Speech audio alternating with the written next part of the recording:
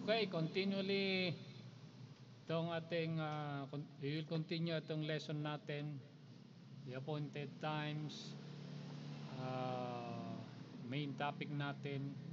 Our topic for this morning ay ito pong the one law for humanity. Ating topic ngayong umaga dahil mahaba itong pinapag-aralan po natin. So this is another chapter of the topic nating and the end from the beginning. Subtitle natin ngayon, One Law for Humanity, as written dito po sa 2 Kings chapter 19. Tama ba? 2 Kings 19 verse number 29. And this shall be a sign unto thee. Sabi po dyan, ano po? Ye shall eat this year such things as grow of themselves, and in the second year that which springeth of the same, and in the third year sow ye, and reap, and plant vineyards, and eat the fruits thereof. Sabi po diyan, 2 Kings 19:29. Ano po? We will study ito pong sinasabi po ditong a sign. This shall be a sign unto thee. Sabi po diyan, ano po? But a quick background po dito sa 2 Kings chapter 19. Of course, this is a promise to King Hezekiah. Ano po? Kaya as we have heard sa ating Bible reading kanina, King Hezekiah has received a letter from another kingdom, and they plan to invade Jerusalem dito po sa 2 Kings chapter 19. Ano po? And God promised to the King Hezekiah that such nation attacking them will not prosper. As a token of the promise of the Lord, God hath given him a sign. At sabi po dito, this shall be a sign that I will perform my promise. So we will study ano ba itong sign na binabanggit po dito, ano po. So this was, by the way, prophesied by Isaiah, ano po.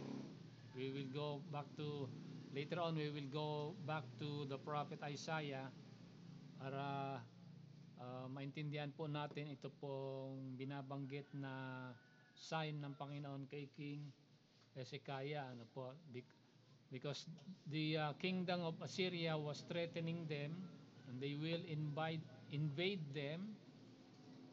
But because of the prayer of King Hezekiah, God made a promise, and to perform that promise, that the promise of God is sure, God hath given King Hezekiah a sign that God will perform a promise. Ano po? So ano ba itong sign na ito na binabanggit ng Panginoon kay King Hezekiah? Ano po? And if we examine itong 2 Kings chapter 19, this is a prophecy, and at the same time a different kind of prophecy that will be fulfilled in Hezekiah's time, and also will be fulfilled in the next time, ano po, na mapapag-aralan po natin. So we are going to study ito pong ano pang binabanggit po dito na the sign given to King Hezekiah, coinciding sa ating topic po natin na binabanggit, ano po, ng ni Moises, ano po, sa kanyang writings, and specifically in the book of Numbers chapter 15. Ano po, Numbers chapter 15. Ano po? Now, a quick review sa ating pinapag-aralan, ano po? God outlined the years and the seasons of men as we have studied last time, ano po? From Genesis chapter 1, he got appointed times, and then in Genesis chapter 6, uh, these times, these seasons are prophesied dito po sa paggamit sa Genesis 6 verse number 3, yung 120 siya na years na binabanggit in Hebrew, mga kapatid. Ano po? Okay? So napag-aralan na po natin itong first 50 revolution of times na it was culminated in our study last Sunday dito po sa aklat ng Joshua chapter 5 verse number 10. So, we have covered from creation to Abraham, that was 1948 years. And then we cover from Abraham to the entrance of the promised land sa Joshua 5 verse number 10. So that is another nito period of years, ano po. At right now we are going to study ito pong binabanggit nating from Exodus. Okay, we are going to study way back from Exodus until ito pong tinatawag nating 2 Kings chapter 19 from Hezekiah. Okay? So we are going to cover this morning from Exodus to King Hezekiah. Ayan po ang coverage ng study natin ngayong umaga. But if we go back sa ating context natin, dahil malaki itong ating context, we go back to the book of Numbers. At ganito po sinasabi sa book of Numbers chapter 15. Now this was the commandment to the nation of Israel that they will enforce throughout their generation. Sabi po sa verse number 15 of Numbers 15, banggitin, pansinin po natin, ito po, binabanggit ng ating Panginoon. Again, ano po, from creation to Noah until Moses and until King Hezekiah. This is the ordinance that the nation of Israel will enforce. Ano po? And by the way, as we have deduced last time sa Genesis 6 verse number 3, the coverage of humanity, ano po, and, is from creation until the end of humanity. Yan ay foreshadowed sa Genesis 6 verse number 3. It covers the whole humanity, and the same thing dito po sa Numbers 15 verse number 15, where the Bible says 15 and 16 actually, ano po, one ordinance shall be both for you of the congregation and also for the stranger that sojourneth with you, an ordinance forever in your generations. As ye are, so shall the stranger before the Lord. 16. One law and one manner shall be for you and for the stranger that sojourneth with you. So dito makita po natin again itong plan ng Panginoon throughout humanity is not only for the Jew. It's not only for the nation of Israel but for the whole human race, that they will observe one law. Sabi diyan, ano po? Ano ba itong law na to be observed throughout the world? Started dito po sa nation of Israel and would be proclaimed dito po sa the whole world. So again, sabi dito, one ordinance, verse 15. Verse 16, one law, one manner shall be for you, for the nation of Israel, and for the stranger that sojourneth with you. So both Jews and Gentiles are covered dito po sa Numbers 15,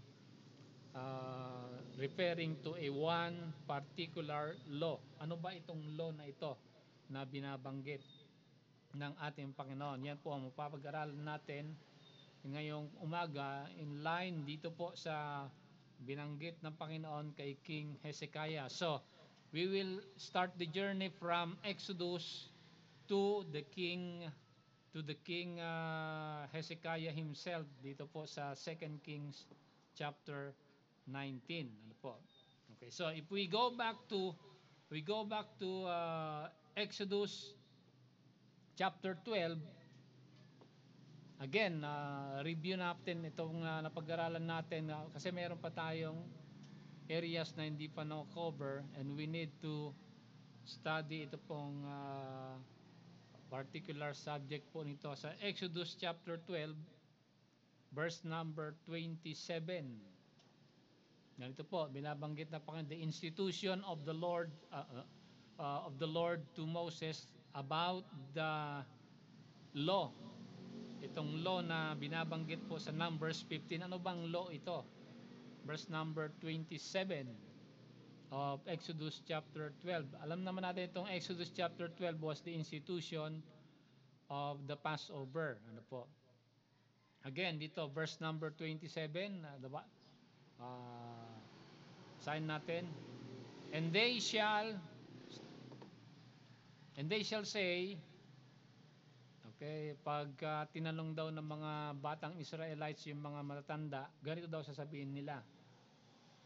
It is the sacrifice of the Lord's Passover. So, nandyan na po yung nakita na po natin dito yung binabanggit na ano ba ito? One law. Okay? One law. Binabanggit po dyan, mga kapatid. Ano po? Ano ba ang sabi dyan? It is the sacrifice of the Lord's Passover, who passed over the house of the children of Israel in Egypt, when he smote the Egyptians and delivered our houses, and the people bowed the head and worship. Ano po? So, ito pong Exodus chapter 12 was the institution of the Passover. Kita po natin dito, if you read in your Bible reading, ito pong mga particulars sa the Lord's Passover ay marami po yan, but ito yung particular na binabanggit po dito. Ano po? So, the law na binabanggit po dito is speaking about the law of the Passover, that the nation of Israel will select on the 14th day of the first month a lamb without blemish, sabi po doon, and they will offer a sacrifice unto the Lord. Ano po? That is in the same chapter, Exodus chapter 12. Now, if we go to Leviticus 23, tingnan natin yung Leviticus 23, verse number 5. Okay, ito. Binabanggit po dito, 23 verse 5. Verse 5 and 10 actually, ano po.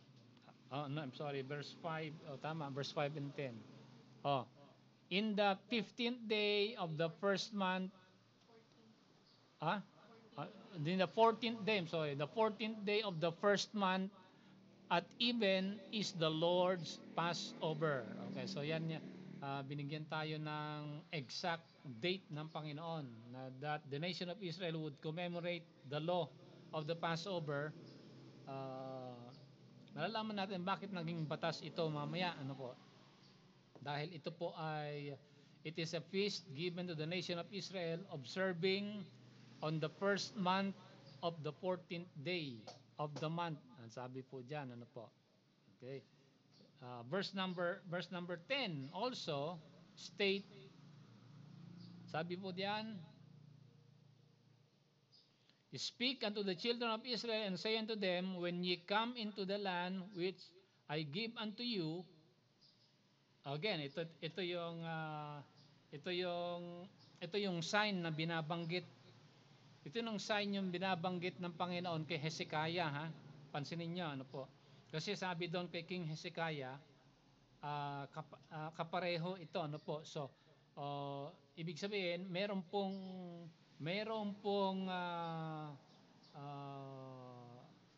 importance itong event na ito na gagawin ng nation of Israel. Ano po? Ano ba yung gagawin nila? Ano po?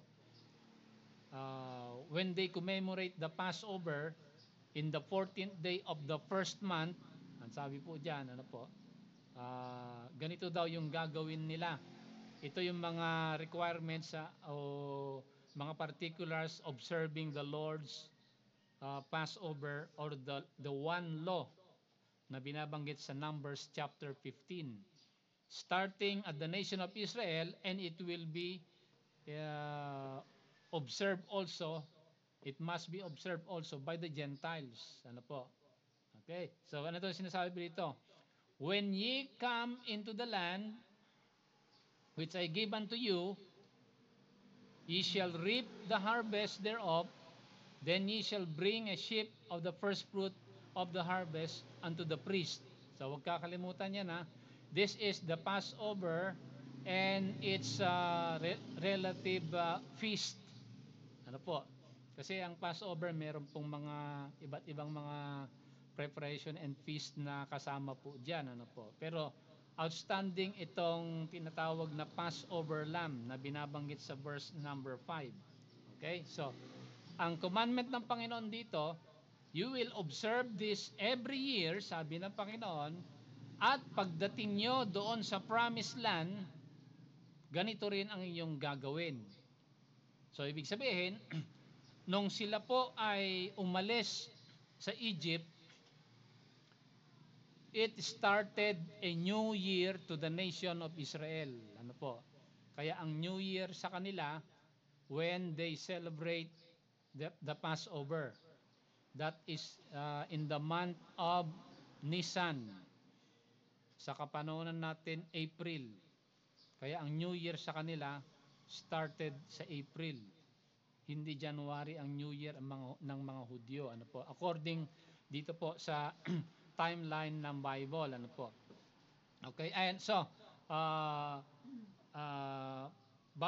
puntahan natin yung sinasabi dito, when ye come into the land, pagdating nyo sa promised land, umalis ang nation of Israel sa Egypt, ang sabi ng Panginoon, this is the Lord's Passover.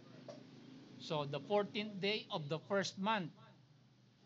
Pagdating nyo sa promised land, sabi ng Panginoon, you will also observe the Passover, sabi. Okay? So, saan nangyari yan? Nangyari po ito sa napag-aralan natin ito nung nakaraang linggo, I believe, sa Joshua chapter 5. So puntahan natin yung Joshua chapter 5, ha. Ito nasa gate na sila sa Gilgal, ano po. Sa binabanggit sa Joshua chapter 5 verse number 10 to 12. 10 to 12. O, basahin natin ha. Tingnan natin mga kapatid. Okay, 10 hanggang 12. And the children of Israel encamped in Gilgal and kept the Passover. Okay, tingnan nyo ha. Ito yung commandment ng Panginoon sa Leviticus 23, di ba? Pagdating nyo sa promised land, ganito gagawin nyo, sabi ng Panginoon. Okay? So, we go back to Moses sa Exodus, bago sila umalis sa Egypt, which was the institution of the Passover, the 14th day of the first month. Pagdating nyo sa promised land, sabi ng Panginoon, ganito rin ang gagawin nyo. Sabi. So, ano sabi dito sa Joshua 5:10 to 12? Okay, verse 10. And they encamped at Gilgal and kept the Passover of the 14th day. Tama ba? Of the month at even in the plains of Jericho. Okay, so Passover ito ha. And they did eat the old corn of the land on the morrow after the Passover. Okay? And then verse number 12, ito nakita din natin sa 2 Kings, mamaya babalikan natin, ano po. Okay? And the manna ceased on the morrow after they have eaten of the old corn of the land. Neither had the children of Israel manna anymore, but they did eat of the fruit of the land of Canaan that year. Okay, tingnan nyo ha. Anong kinain nila dito? Observing the Passover. At anong kinain nila? Yung feast ng unleavened bread, relating to the Passover, feast of the Passover. Binabanggit po dyan yung ano ito? Verse number, saan na ba ito? Verse number 11, the old corn. Ibig sabihin ng old corn, ito po yung inanin nila nung nakaraang taon. Okay? Kaya mapapansin mo sa verse number 12, pinansin sa verse number 12, di ba? After they had eaten the old corn of the land. Okay, nung naubos na nila yung anin nila nung nakaraang taon, yung sumunod na taon, sabi dito, they did eat the fruit of the land of Canaan that year. Okay? So ayan ha, makita natin. Dito mapapansin natin, hindi sila nagtanim. Okay? Nung nasa wilderness sila, binibigyan sila ng Panginoon ng tinapay araw-araw, 40 years. Pagdating nila sa promised land, dito sa Joshua 5 verse number 10, naubos na yung manna. Kaya sabi dyan, neither had the children of Israel had manna anymore. Diba? Sabi dyan sa verse number 12, ano po, naubos na. Ano po? Okay. So, ito, but they did eat the fruit of the land of Canaan that year. Sabi po dyan. So, ito, makita natin. Nung umalis sila sa Egypt, it was a Passover. Nung dumating sila sa Jericho, sa plains of Gilgal, sabi po ito sa Joshua chapter 5, it was a Passover. Now, meron tayong nakaligtaan nung pagdating nila sa Mount Sinai. Tignan natin ha. Kasi mahalaga din ito. Itong timeline na, tatlong timeline na pupuntahan natin sa Book of Numbers. Numbers chapter 9. Chapter 9 ba ito? Chapter 9. Tingnan nyo ha. Okay, verse 1. Sabi dyan. Tingnan nyo ha. Tingnan natin. And the Lord spake unto Moses in the wilderness of Sinai.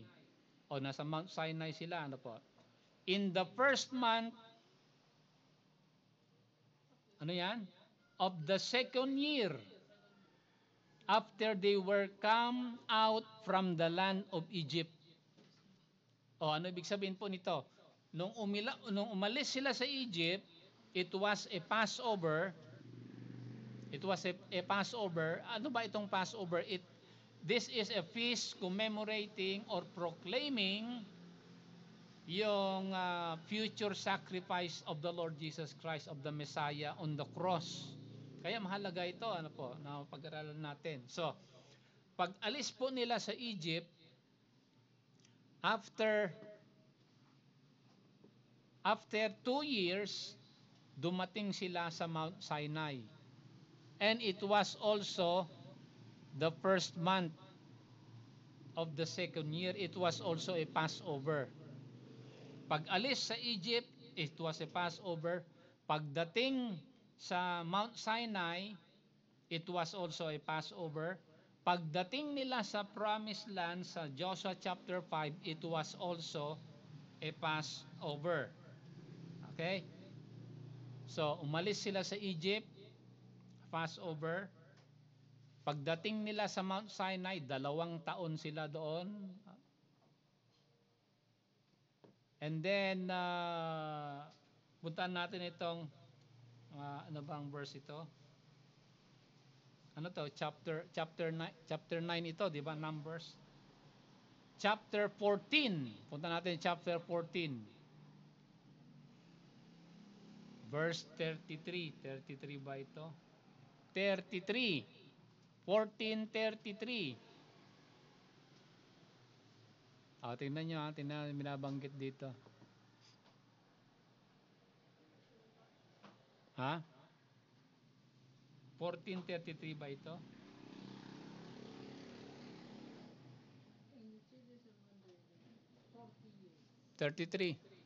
Asan na 33? Ito 33. Ayan. Okay, 32, 33. Ayan. But as for you, your carcasses, they shall fall in the wilderness, and your children shall wander in the wilderness 40 years. Tingnan nyo ha. Ang umalis sila sa Egypt, it was a Passover. After 2 years, dumating sila sa Mount Sinai. And then, plus 40 years of wandering in the wilderness. 40 years sila sa wilderness. After 40 years, dumating na sila sa Joshua 5:10 sa plains of Jericho. Nabasa natin kanina, which was also a Passover. So tatlo yan mga kapatid, ano po? Tatlong mahalagang account yan. Now, nakalculate natin last Sunday from Isaac to Exodus. Nakalculate natin yan last Sunday na that was 2,458 years. Ano po? From Isaac, from the birth of Isaac hanggang umalis sila sa Egypt, 2,453 taon ang nakalipas. Okay? Ngayon, ipa-plus natin yung 2 taon sila sa Sinai plus 40 years sa wilderness, sabi diyan, dumating na tayo dito po sa Joshua 5 verse number 10. So we will go to Joshua 5:10 again. At makita natin yung saan na ba yung Joshua 5:10? Nandito na tayo yung we will complete itong tinatawag nating 5:10. Ayan. Dito na tayo. Yan, di ba? And the children of Israel encamped at Gilgal and kept the Passover the 14th day of the month at even in the plains of Jericho. So dito, nasa promised land ng bansang Israel after 42 years. Di ba? Dahil they wander 40 years in the wilderness and plus 2 years in Mount Sinai. They travel from Egypt to Mount Sinai. They ang time po nila na allotted doon is 2 taon. Nabasa natin yan sa Numbers 9 verse number 1 kanina. So, 2,453 years from Exodus plus 42 years, dito na tayo sa Joshua 5 verse number 10. Ang date po dito ngayon, ang date na ngayon dito sa Joshua chapter 5 verse number 10 is 1338 BC. Sa kapanahunan ni Joshua, dito na po tayo, ano po. Okay? So dito na yung foundation natin kung ano ba itong tinatawag ng Panginoon na one law will be observed to the nation of Israel and also to the strangers that sojourned with you. Sabi niya, sabi ng Panginoon, dahil nung umalis ang Israel sa Egypt, may mga iba't ibang tao na kasama at sumama sa kanila. Hindi puro Hudyo ang umalis doon, but according sa Exodus, ang umalis na Hudyo doon ay 6 na milyon, maliban sa bata at mga babae at saka yung mga iba't ibang lahi. Ang binilang lang nila noon ay may mga Hudyo, 6 million. So mahigit kulang-kulang yan na 20,000, di ba? Na umalis doon kung isasama mo na lahat-lahat ng tao, kasi ang binilang nila noon yung mga lalaki lang eh. Hindi kasama yung bata at saka yung mga babae, ano po. At saka yung mga strangers. That they were all covered. Sabi po dito, ano po ng ating Panginoon sa Numbers chapter 15, one law will be enforced by the nation of Israel, the nation of Israel will observe this law, which is the Passover, and it will be observed by the strangers sojourning with you. Sabi po diyan, mga kapatid, ano po. Okay, so yan yung batas na will be enforced throughout the generation of the nation of Israel. At ito yung pasimula, by the way, ito yung legal start ng masasabi natin ng biyaya ng Panginoon na merong ordinance of grace. Ano po? Kasi nabanggit po doon sa Numbers 15 verse 15, such law will be observed not only by the nation of Israel but also the strangers. Ang sabi po doon, mga kapatid, so covered yan ng buong mundo. Ano po? Covered yan, yung batas na ito covered ng buong mundo. Hindi lang mga Hudyo ang dapat mag-observe ng law of the Passover. Ano po? Just like during the time of Noah, when God declared that the years of men will be 120 years. It was not only for Noah but for the total human race. Sa buong humanity, lahat po yon. Ganon din po dito sa ordinance ng Panginoon, mga kapatid. Ano po? It was enforced, it was given to the nation of Israel and will go throughout the whole world.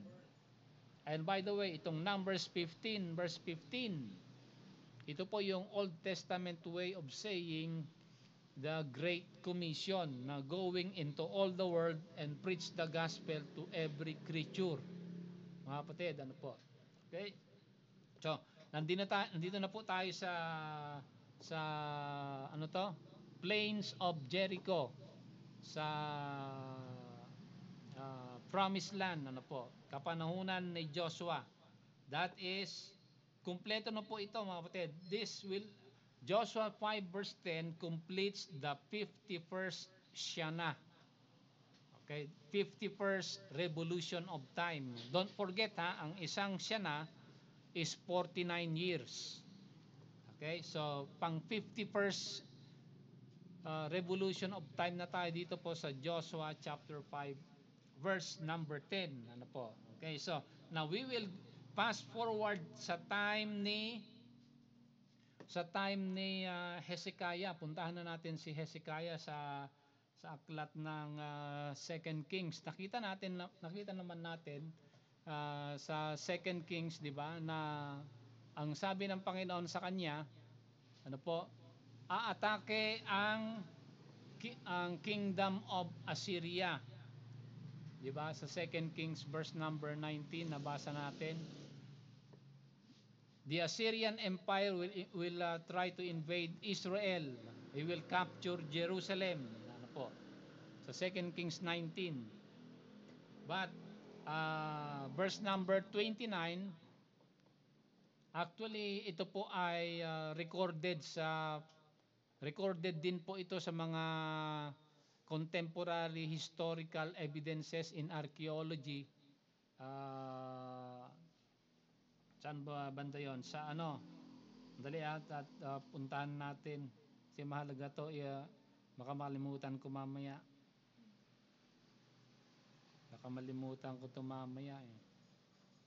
Binabanggit ito sa saan na ba ito? Dali at mahina ang internet na. Binabanggit din to, itong Second Kings 19:29, binabanggit din to sa ibang contemporary archaeological materials, ano po. Hindi lang ito nakasulat sa Bible, ano po. Kaya dito makikita po natin na ang salita ng Panginoon is true and exact, precise pagdating sa history, ano po. Okay? Dali at naglalag itong ating internet, ano po. Abanggitin ko to dahil malilimutan ko to sigurado mamaya. This is recorded also sa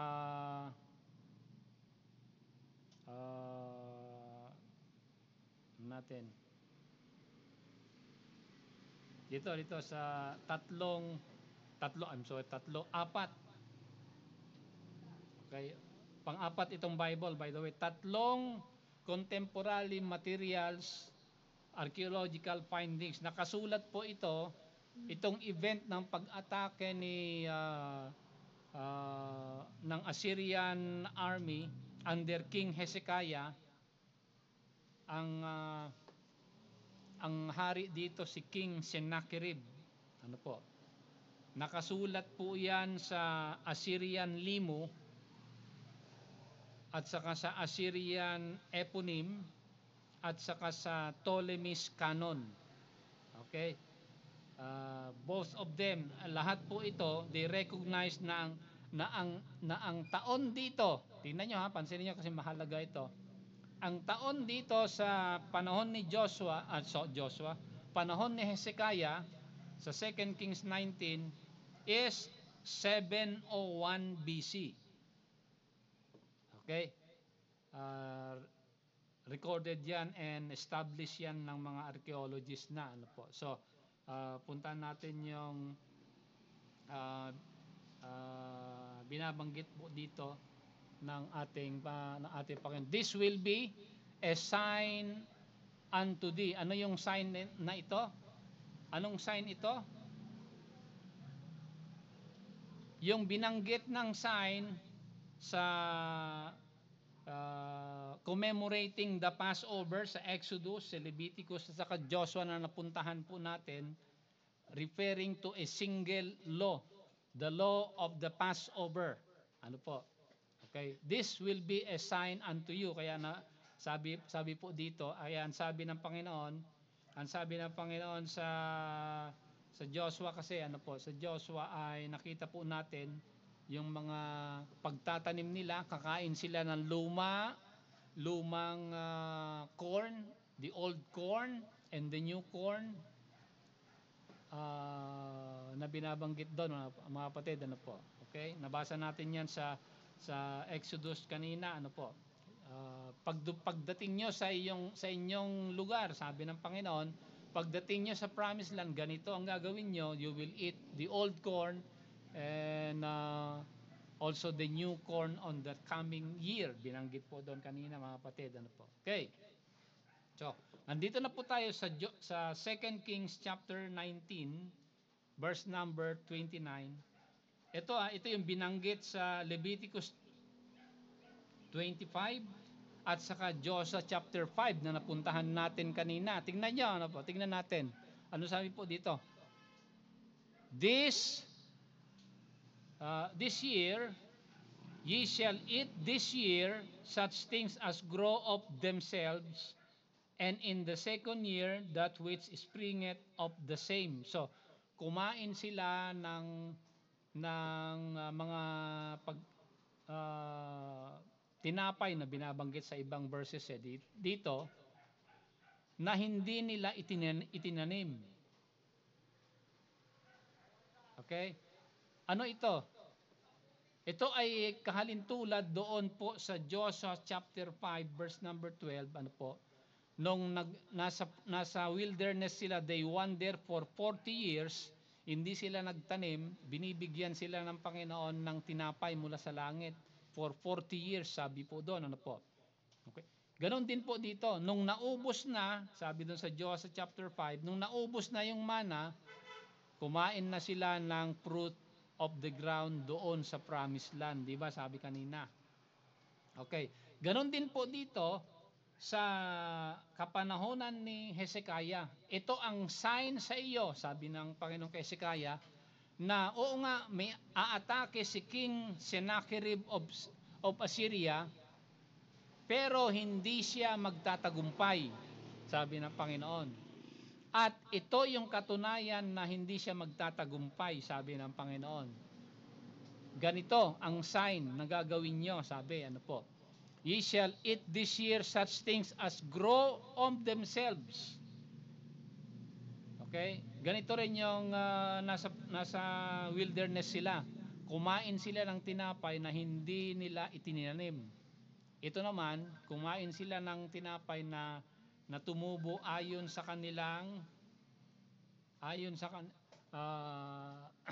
na tumubo na hindi nila itinanim. Ano po? Nagugulo na tayo dito. But in the second year, ganun din. That which springeth of the same. Di ba? But in the third year, sow ye and reap and plant. Okay? So, tatlong tingnan natin ito, mahalaga natin sa 2 Kings 19, tatlong mahalagang taon ito. The first year they eat ng mga bagay na hindi nila tinanim. The second year, ganun din, kumain din sila na hindi nila itinanim. But in the third year, nagtanim sila at kumain, sabi po diyan, ano po. Okay? So, ano ang kahalagaan po nito? Ang kahalagaan po nito, ito po yung sign na ibinigay ng Panginoon na binabanggit doon sa balikan natin puntahan natin ito kasi mahalaga ma-establish natin ito sa aklat ng Exodus 31. Let's go back to Exodus 31. Exodus 31. Okay, 31. Verse number 13. Okay, so tingnan nyo dito sinabi ng Panginoon sa kanila. Speak thou also unto the children of Israel, saying, Verily my Sabbath ye shall keep, for it is a sign between me and you throughout your generation, that ye may know that I am the Lord that doth sanctify you. Sabi diyan, ano po? Okay, so may mga alituntunin na po dito na mga susunod. So dito makikita natin itong sign na ito is related po doon sa ano yung sign dito na binabanggit? The Sabbath. Okay, back ba ito?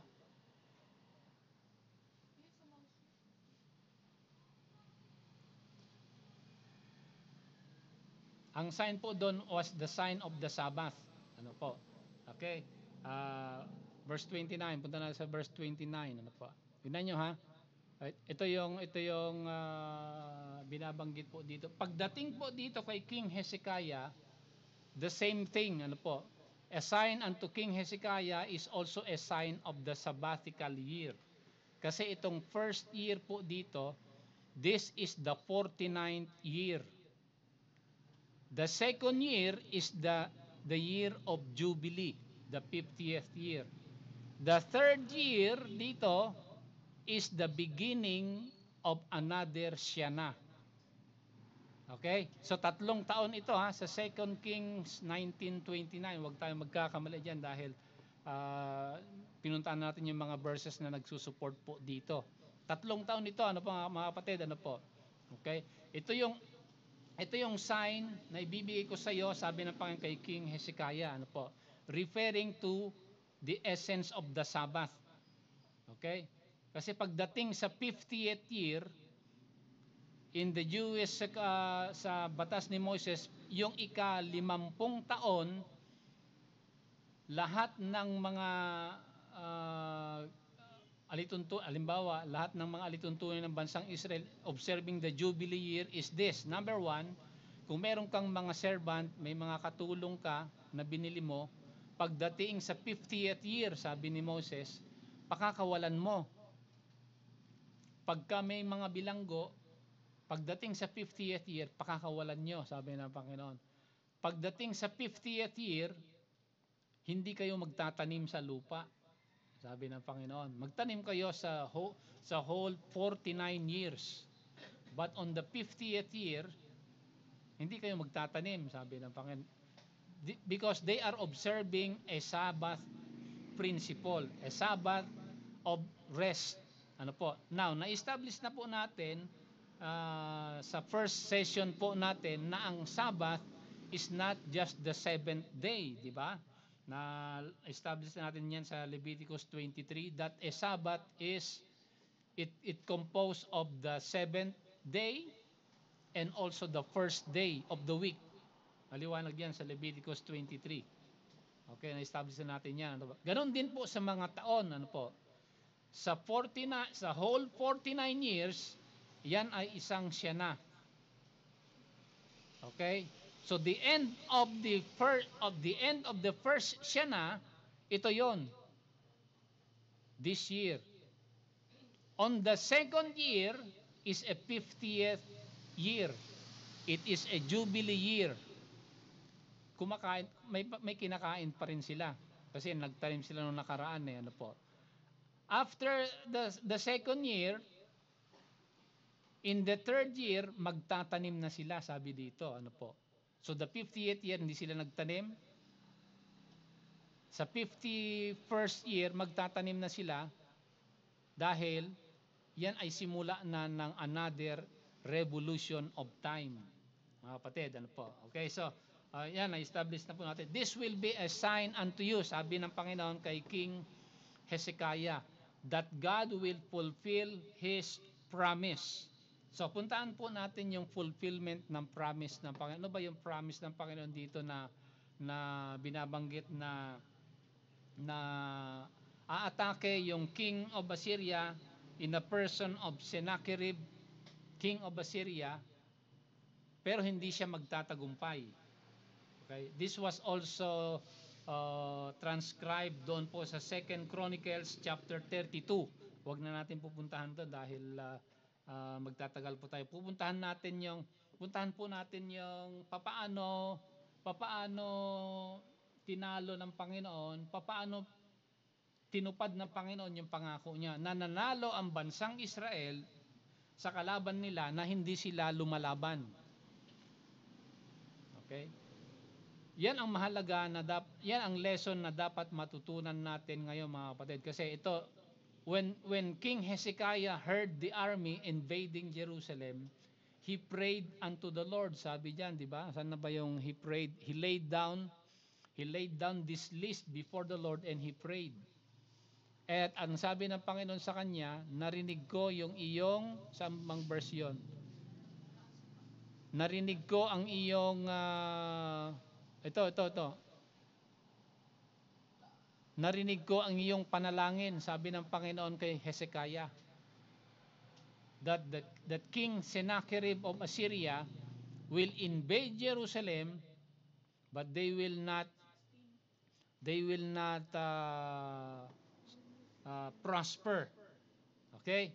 So, papaano tinupad ng Panginoon yung pangako niya? Tingnan niyo mga kapatid, ano po? Sa verse number, saan na ba ito? 29 tayo, di ba? Okay, let's go down sa verse, saan na ba yun? Ito yung mga prophetical statement na ng Panginoon, ano po? Okay, ito, verse number 32. Thus said the Lord concerning the king of Assyria. Okay, 35. Ito yung ginawa ng Panginoon. Punta tayo yung actual, papaano tinupad ng Panginoon yung pangako niya. Kaya pag ang isang Kristiyano, ang lesson natin, ang isang Kristiyano na tapat na nanalangin sa Panginoon, tinutupad ng Panginoon yung kanyang pangako. Ano nangyari dito sa verse 35? Tingnan niyo mga kapatid. Kasi nanalo yung bansang Israel na hindi sila kumikilos.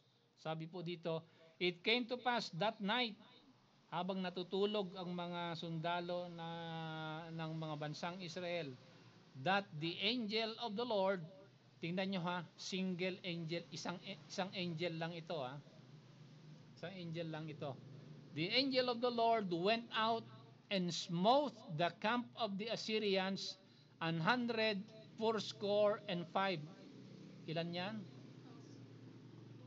Ang isang fourscore is 20. So 185. 185,000 na mga sundalo namatay. And when they arose early in the morning,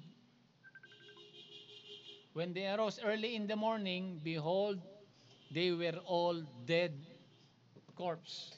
Sabi diyan, ano po? Okay, paano nangyari ito? Na nakapaligid na yung mga Assyrian army sa Israel. Ano po? Nakapaligid na sila, aatake na lang sila sa kinaumagahan. Pero paggising nila, nakita nila na yung kanilang mga kaaway patay na lahat. Now, isipin mo, paano nangyari 185,000 namatay sa isang gabi? Ano yan? Nagkaroon sila ng COVID virus? Paano nangyari ito? Kaya sabi ng mga skeptics, ay di naman totoo yan. Isang gabi namatay kaagad yung 185,000 na sundalo. Ano yan? Na-poison sila o ano? Sabay-sabay namatay. Kinaumagahan patay lahat. Paano nangyari ito? Ha? Paano nangyari? Hindi natin maisip paano nangyari. Paano? Siyempre isipin, paano namatay ito? Nakapaligid sa Israel, 185,000 bigla na lang namatay, ano sabi po diyan, ano po. Now malalaman natin yan paano if we go back to the prophecy, kasi this was prophesied by Isaiah. The prophet Isaiah, he prophesied this. Saan na ba si Isaiah? He prophesied the conquest of King Sennacherib of Assyria sa Isaiah 30. Ganito ang nangyari sa kanya. Ito ang nangyari sa kanya in prophecy. Hindi binanggit yan sa 2 Kings, pero ito ay binanggit sa prophecy na Isaiah, sa Isaiah 30. 30 na ba ito? Okay, verse number 30. Isaiah 30, verse 30.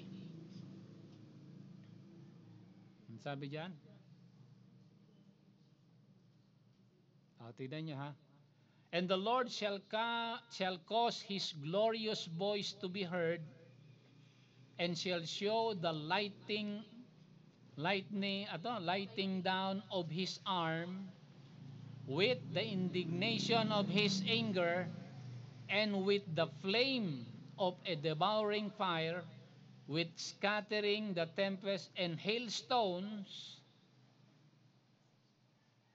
For through the voice of the Lord shall the Assyrians be beaten down with smote with a rod. Oh, so paano namatay yung 185,000 dito?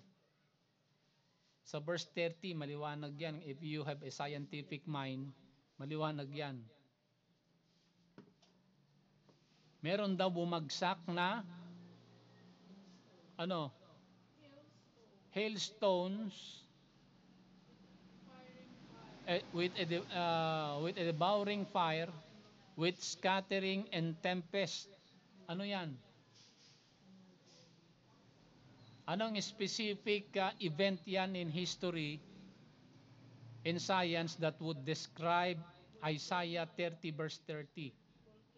Hindi, bumagsak, sabi, di ba? Oh. Lighting down. Oh. Galing sa taas. It was a meteor. A meteorite that struck the armies of the Assyrians. Sabi diyan, di ba? Okay. Hindi naramdaman, tulog sila eh. Kaya nga sabi doon, paggising nila, ay, patay na lahat. Ano ba yan?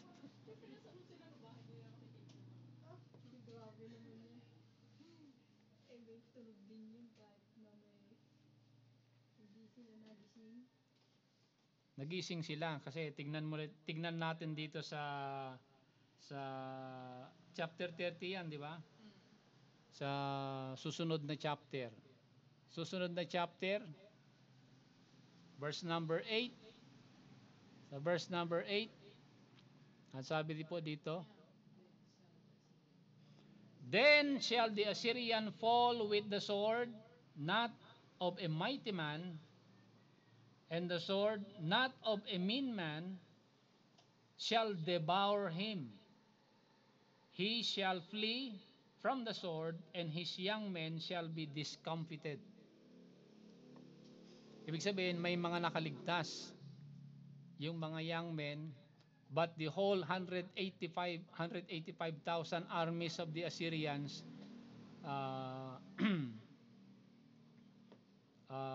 sabi ng isang Bible scholars, nakaligtas dyan was just 12%. So the armies of the Assyrians were decimated. Ano po? Okay? Bakit pinaligtas pa ng Panginoon yung mga young men and they were discomfited, tumakas sila? Bakit pinaligtas pa yung mga bata? Para may magkwento kung ano nangyari, di ba? Okay, kaya nabasa natin 'yan sa historical archaeological findings ng Assyria. Nangyari daw talaga ito. Sa chapter 37 verse 36 also, the prophecy of Isaiah ay ganito pa sinasabi. 36 na ba ito? Let's go to 36 of chapter 37. Okay, tignan niyo ha. Then the angel of the Lord went forth and smote in the camp of the Assyrians 184,500 of the same figure. Ha? So it means Prophet Isaiah was referring to the same event. Ito ay prophecy, but it was fulfilled to the letter. Okay? Ayan. Patay lahat sila po dyan. Ano po? Okay? At not to mention itong chapter 10. Napunta na ba natin chapter 10 ng Isaiah? Chapter 10 verse number 12. Napuntaan na ba natin? Hindi pa? Ano ba sabi dyan sa chapter 10 verse 12? Wherefore it shall come to pass that when the Lord hath performed his whole work upon Mount Zion and on Jerusalem, I will punish the fruit of the stout heart of the king of Assyria and the glory of his high looks. Okay, so mayabang pala talaga yan si Sennacherib. Again, itong event na ito, it was mentioned in the Assyrian Limu. in the Assyrian eponym and Ptolemy's canon, dating itong account na ito to 701 BC. May bumagsak daw doon na meteor near Jerusalem. Yan ay established fact ng archaeology. Ano po? Okay? So, ito po yung promise ng Panginoon kay Hezekiah when they observed the feast of the Passover. Ano po? When we observe the feast of the Passover, God will destroy all our enemies. Ano po? Napansin po natin 'yan sa sa verses na napuntahan natin. And now in closing, sa pagtatapos natin, ano po? Kasi nakaraan na ito. Fast forward tayo. Fast forward tayo sa yung taon ng ni King Sennacherib or King Hezekiah. This is 701 BC. Fast forward tayo sa 33 AD. Okay, fast forward tayo sa 33 AD. Ito sabi ni Apostle Paul, ano po? Sa 33, more than 33 na itong 1 Corinthians. 1 Corinthians chapter 5. Now, having remembering itong mga particulars ng Passover, sabi ni Apostle Paul, tingnan niyo mga kapatid na po. 1 Corinthians 5 verse number 7. Purge out therefore the old leaven, that ye may be a new lump, as ye are unleavened. Now again, itong statement na ito, this will take us back doon sa old corn and the new corn. The 49th year, the 50 years, and the 51st year sa 1 Kings 19:29. When they observed the feast of the Passover, victory is sure to happen to every believer. Kaya ang sabi ni Apostle Paul sa 1 Corinthians 5:7, for even Christ our Passover is sacrificed for us. So sino ang Passover lamb natin? Kaya ang sabi ko kanina, itong law of the Passover is a prophecy of the Lord Jesus Christ, ang kanyang kamatayan. Kaya ang sabi po dito ni Apostle Paul, even Christ our Passover is sacrificed for us. Sabi po dyan, ano po.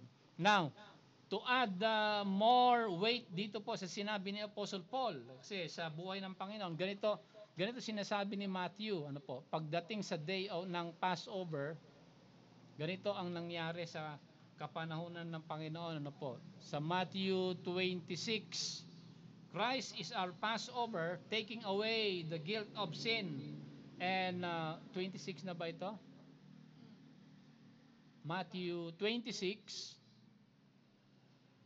verse number 2. Ano sabi po diyan? Ano po? Ang sabi ng Panginoon.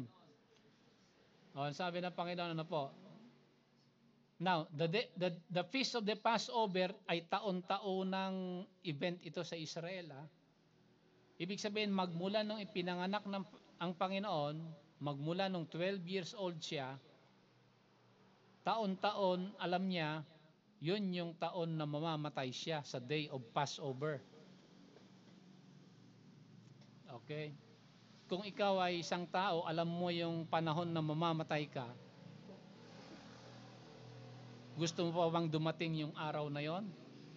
Kaya ang Panginoon, alam niya pagdating ng Passover, yan yung kanyang kamatayan. Sabi niya sa Matthew 26 verse 2, you know that after 2 days is the feast of the Passover, and the Son of Man is betrayed to be crucified. So, totoo yan, ang Panginoon, He is our Passover. Ano po? Ganon din sinasabi ni John. Kakaisa sila dito sa book of John, chapter 13. Diyan na ba ito? John 13, okay, verse number 1 also states the fact that, ano sabi po dito?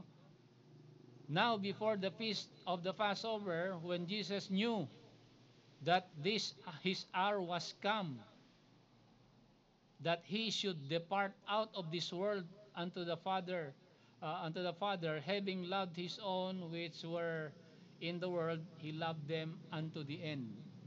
Okay? So dahil sa pagmamahal ng Panginoon sa atin, kahit alam niya na yung Feast of the Passover ay panahon ng kanyang kamatayan, hindi siya tumakas. And before chapter 13 mo, basa mo, na pumunta siya mismo, ninais niyang pumunta sa Jerusalem to die. Kung alam mo na kung saan lugar ka mamamatay, pupunta ka pa ba doon? Hindi na, mamamatay ka doon eh. Pero ang Panginoon, alam niya, mamamatay siya sa Jerusalem, pero pumunta pa rin siya dahil ganon ang kanyang pagmamahal niya sa atin. Sabi po diyan. So, He is our Passover.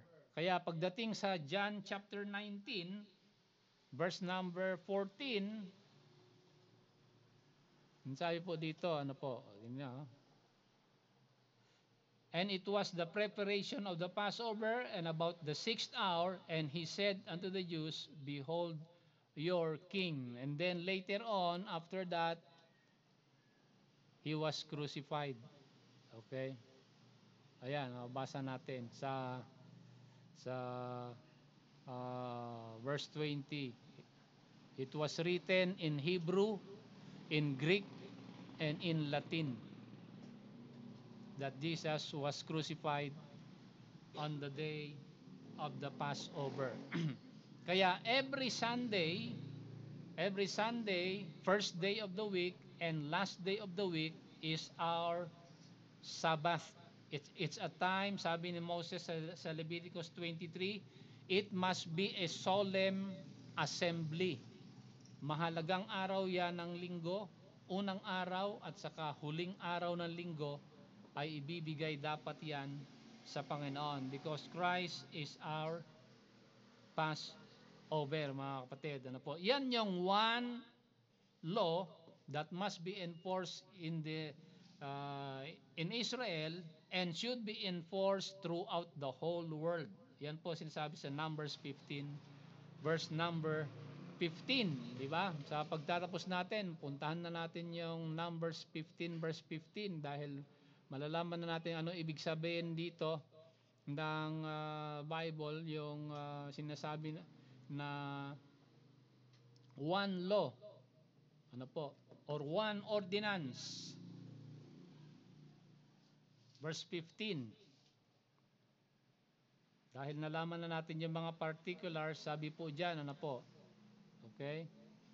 One ordinance shall be both of you, the nation of Israel, and also for the stranger, the Gentiles. Verse 16, one law and one manner shall be for you, the nation of Israel, and for the stranger that sojourneth with you, the Gentile nation. Ano po? One law must be enforced. That is the law of the Passover or the gospel of the Lord Jesus Christ, because the Apostle Paul says He is our Passover. 1 Corinthians 5 verse number 7. Kaya nga, mahalaga sa tao na ang pagtitiwala mo sa Panginoon ay lumalakas, mga kapatid, habang pinapag-aralan ng kanyang salita. Kaya kahit anumang problema o pasakit o bigatin na meron tayo, normal yan sa mga tao, sabi ni Apostle Paul. Pero pagka inoobserbahan natin ng principles ng Passover, the Lord Jesus Christ, our Passover, can defeat all of our enemies. Just like what He did sa panahon ni King Hezekiah. Actually, natatakot na si King Hezekiah nun kasi 185,000 ba naman ang nakapaligid sa kanya. Pero salamat sa Panginoon, they observed the Passover and God did the rest. He is our, sabi ni David, He is our stronghold. He is our fortress. He is our rock. He is our salvation. So may God bless you sa mga kapatiran natin sa YouTube. Kita-kita tayo ulit sa susunod na linggo sa pananambahan sa Panginoon.